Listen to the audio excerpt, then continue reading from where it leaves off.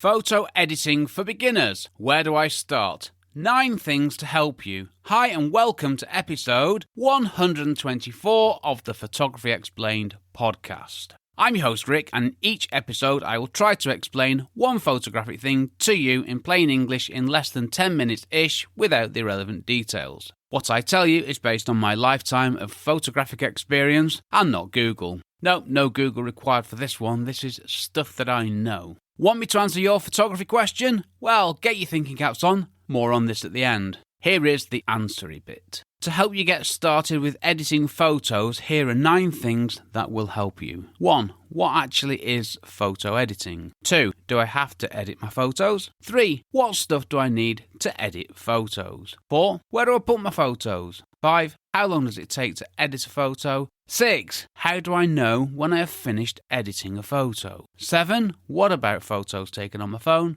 8. Don't obsess about this too much. And number 9. Enjoy editing photos. Okay then, I'm going to take you through these 9 things one by one, and I have no doubt that by the end of this episode, there will be a couple more episodes where I explain stuff more. So let's find out, eh? And no, as I'm writing this, I do not have a carefully crafted list of future episodes, so I don't know where this is going to take me. But this is how my podcast, it turns out, evolves. It evolves naturally, because every time I do something, I find something related that I want to answer. Short episode alert, I am going to try to be quick and get this episode done in 10 minutes, okay? So I best stop waffling and get into this. 1. What actually is photo editing? Well, editing photos is when you change something in a photo from that which the camera has recorded. It really is that simple. It doesn't need to be any more complicated than that, does it? And cameras can do a lot of this for you. Cameras could also do none of this for you. That is up to you when you decide if you're going to take the photos using JPEG format or RAW format. If you're using JPEG format, the camera is actually doing some editing in camera when a photo's taken. With RAW, there is no editing.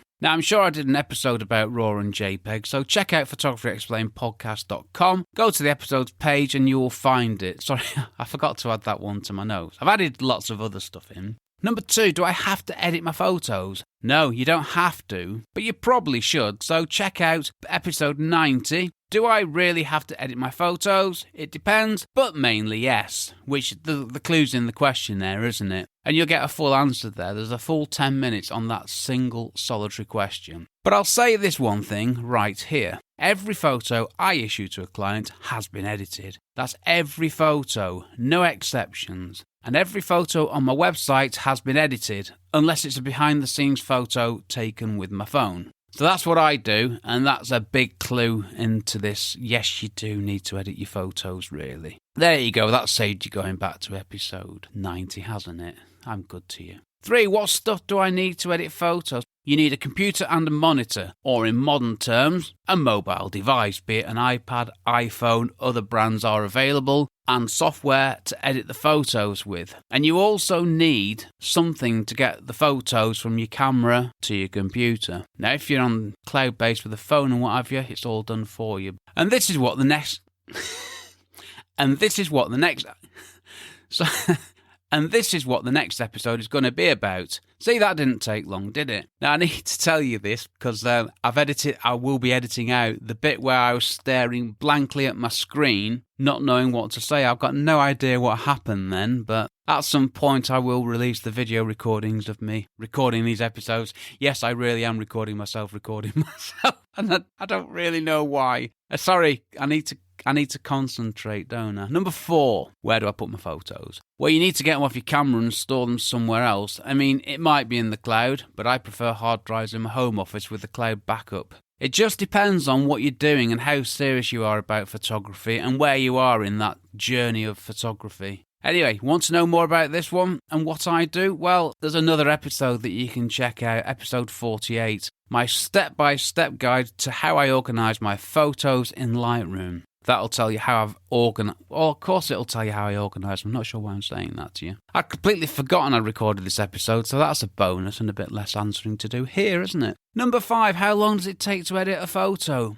Well, the awful answer to that question is, as the answer to most questions about photography is, it depends. Yeah, it's a rubbish answer, isn't it? But it does, it depends. You can take as much time or as little time as you want to or need to. Now, I used to spend forever editing photos. Well, it seemed like it, the speed I was working at. It took so long that I actually began to bore myself and I ended up hating doing it. And in doing that, I ended up hating photography. So I'm going to cover this one again. What do I do now? I do what I need to do and move on. I've automated as much of my photo editing as I can while still having each photo edited by me and not just by the software. Having said that, if you love editing photos and you just love spending all day fiddling around making tiny adjustments and playing around with photos, then that's absolutely fine. That's your choice. And if that's what you want to do, you get on and do it. Enjoy it. That's very important. If that's what you enjoy, if that's a bit of photography that you enjoy doing, do it and don't feel guilty about it. But what I need you to know is this. You don't have to do this. You don't have to spend forever editing photos. I used to, and I don't anymore. A very, very related question, number 6. How do I know when I've finished editing a photo? It's a great question. It's definitely one of my favourite questions about photography. How do I know when I've finished editing? You can keep on going with editing for, well, as long as you want. But the simple answer is when you're happy with the photo. Yeah, I know.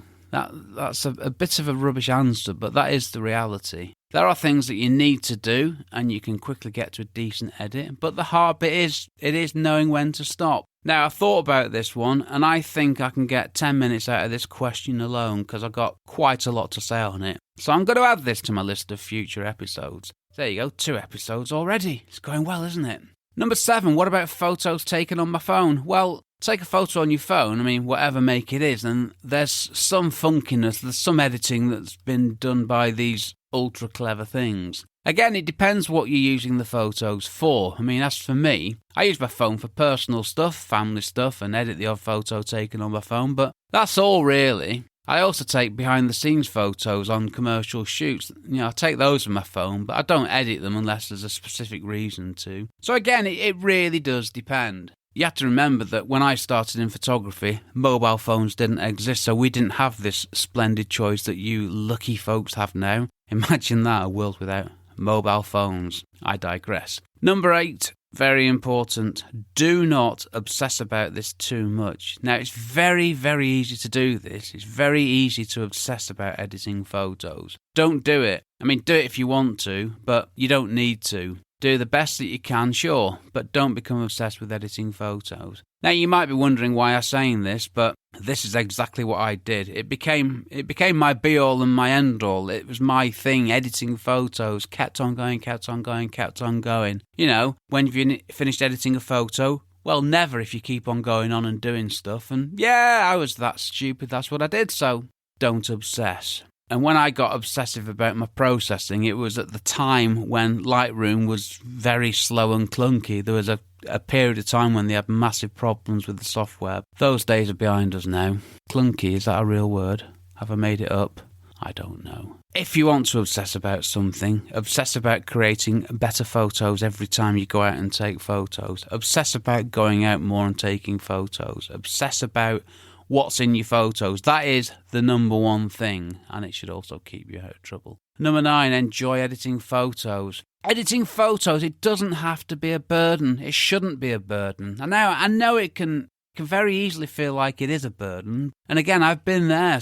And if you spend forever editing photos, this happens very quickly. And it really can. It can take all the pleasure out of photography. It can make it into a horrible, tedious, computer-based process. And it's not. Photography is drawing with light. It's not staring at a computer monitor, spending 17 hours editing one photo, when after 10 minutes, you'd got what you needed. So that is why what I want to tell you in upcoming episodes is so important. We need to keep editing photos to be an enjoyable experience, which it still is for me after all these years. And I'm not only talking about my personal stuff, I'm talking about my commercial work. I love doing my commercial work. I love processing my architectural stuff. Okay, so the talky bit. I think I'm failing on the time, aren't I? I love editing photos, but I don't love spending a load of time editing my photos. Editing photos used to be a horrible, time-consuming chore, but these days, not says, but these days, I'm just going to change that now if you don't mind. But these days, it is something that I love doing. I don't spend a heap of time editing photos, and I've simplified my workflow to the point where it's as efficient as it can get. but I still edit photos one by one. I mean, sure, I've got automations in there, but I don't just feed photos into Lightroom, let Lightroom do its thing and then extract them out. You know, like a sausage machine, like a factory process. No, I automate what makes sense and saves me time and helps me. And I do actual considered editing to each and every photo. So I combine the two. I mean, I could automate the whole thing, but that's not what I'm about. Every photo that I issue, I have edited myself to a standard that I am happy with, because if I'm not happy with it, I'm not issuing it to a client or I'm not publishing it on the website. Now, you might be surprised how long this takes, which is actually not that long. So you might be surprised how long it doesn't take. That might have been better. Okay, that was the short talky bit this week, as I wanted to get one episode under 10 minutes. And completely predictably, up to this point in writing this episode, I have 9 new draft titles to work with. Yeah, not 2, I've got 9 now.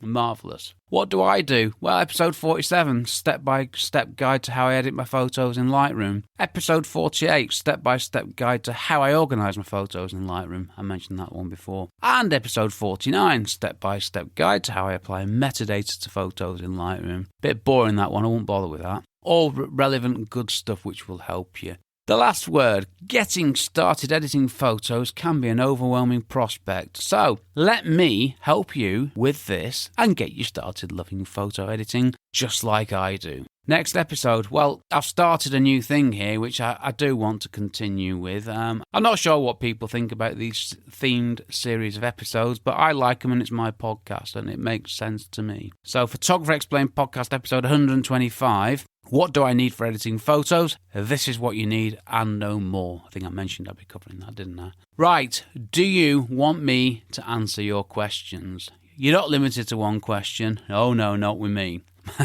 My podcast has been created to answer your photography questions and not mine. So please get in touch with your question, and when I answer it, I will give you a number of shout-outs in that episode. It took me 3 takes to say that sentence. I've deleted the first 2. You don't want to hear that, do you? Which will exist forever in podcast land. Just head over to photographyexplainedpodcast.com/start, where you can also find out more about my podcast, and you can also do stuff to help me, which would be appreciated. This episode was powered by yet another cheese sandwich, accompanied by a bag of salt and vinegar crisps, which were very nice. And these have been washed down with a cup of strong Yorkshire tea. Here's the cup. That's the cup. Not sure why I did that. As I'm rather tired today, sat here in my homemade soundproof recording emporium. Yes, I do eat a lot of cheese sandwiches, don't I? Well, why not? Okay, I'm done. I've been Rick McAvoy. Thanks again very much for listening to me and my small but perfectly formed podcast, it says here. And for giving me, I don't know, possibly 12 minutes of your valuable time.